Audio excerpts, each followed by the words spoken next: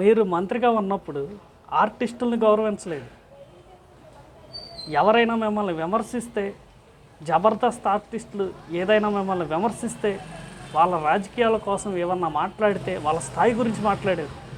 వాళ్ళది చాలా చిన్న స్థాయి, మీరేమన్నా స్టార్ హీరోయిన్ అయినట్టు అందరినీ విమర్శించారు. అన్నీ చుట్టుకొని మీరు మంత్రిగా ఉన్నప్పుడు బండారు సత్యనారాయణ గారు మిమ్మల్ని మాట్లాడారు. ఆ రోజు మీరు ఏడ్చారు. తర్వాతైనా మీరు వెనక దగ్గర మీరు మాట్లాడారు, ఇష్టం వచ్చినట్టు మాట్లాడారు. మీ మీద ఎన్ని అవినీతి ఆరోపణలు ఉన్నాయి. ఆడదాం ఆంధ్రాలో 300 కోట్ల పైన మీరు దందా చేశారని ఎప్పటికి కూడా ప్రూఫ్లు ఉన్నాయి. అయినా కూడా మీరు ఏ అభివృద్ధి చేశారో చేయలేదో కానీ నగిరి ప్రజలు మిమ్మల్ని చేత్కరించుకొని ఓడిచ్చారు. మీ దరిద్రం ఏంటంటే మీ సొంత ఇంట్లోనే మీకు ఆదరించే వాళ్ళు లేరు. మీకు పెద్దిరెడ్డి రామచంద్రారెడ్డి గారితో గొడవలు, ఆయన సహకరించలేదని చాలాసార్లు ఆరోపించారు. మీరు వస్తుంటే కనీసం ప్రోటోకాల్ కూడా ఎవరు పాటించలేదు. ఎన్నిసార్లు మీరు ఏడ్చారు మీడియా ముందుకు వచ్చి, నాకు కనీసం మంత్రిగా హోదా కూడా రావట్లేదని చెప్పేసి. తదుపరి అనంతరం ఈరోజు మీరు ఓడిపోయారు. ఓడిపోయినాక కూడా ఓటమి బాధను మీరు తట్టుకొని నేర్చుకోక అందరినీ మీరు ఏకవచనంతో గాలి నా కొడుకులు గాలికి గెలిచారని చెప్పేసి మాట్లాడుతూ ఉన్నారు. మీరు వాళ్ళు ఊరుకుంటారా? వాళ్ళు ఒప్పుకుంటారా?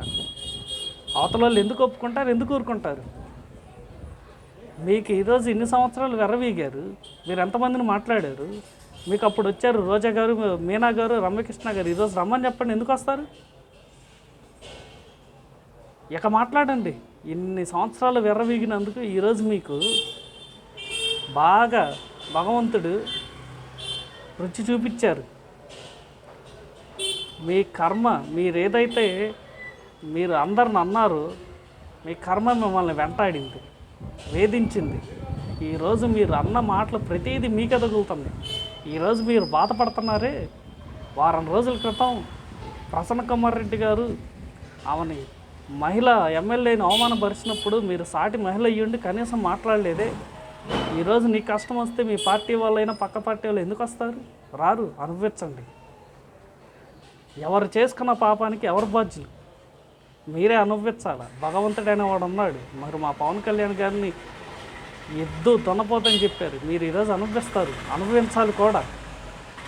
ఎక్కడైనా మీరు విమర్శలు కుదించుకొని మాట్లాడితే బాగుంటుంది. లేకపోతే మీ చరిత్ర తెలిసిన టీడీపీ వాళ్ళు మీరు మళ్ళీ వదిలిపెట్టరు.